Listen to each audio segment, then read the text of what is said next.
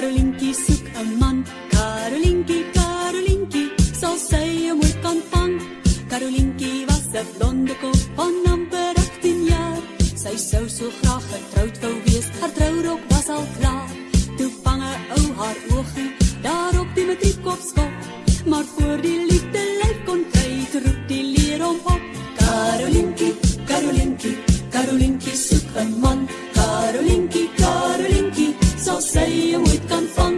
Karolientjie word 'n lugvaardin, sy vlieg tot in Madrid. Ontmoet 'n Spaanse Don Juan, wat sy graag wou besit. En elke aand leer sy tot laat van Hablo Español. Maar toe hy met haar terug wou vlieg, toe was die vliegtuig vol. Karolientjie, Karolientjie, Karolientjie soek 'n man. Karolientjie, Karolientjie, sal sy hom ooit kan vang. Toe kom die skouse boeredans en Sakkie druk haar vas. Hy was verslaaf aan rugby en die twee het mooi gepas. Haar trourok was al klaar gemaak, maar waar's haar miniboer?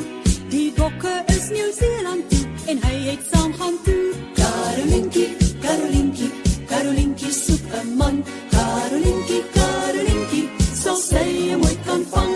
Karolientjie, Karolientjie, Karolientjie soek 'n man. Karolientjie, Karolientjie, sal sy hom ooit kan vang.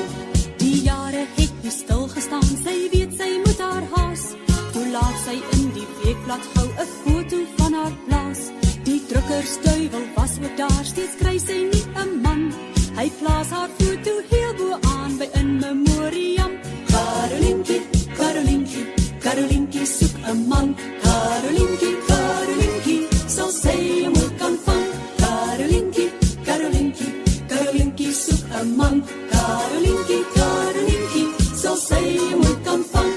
Karolientjie, so het dit gelyk, so bly sit op die rak. Dit was een middag net na 2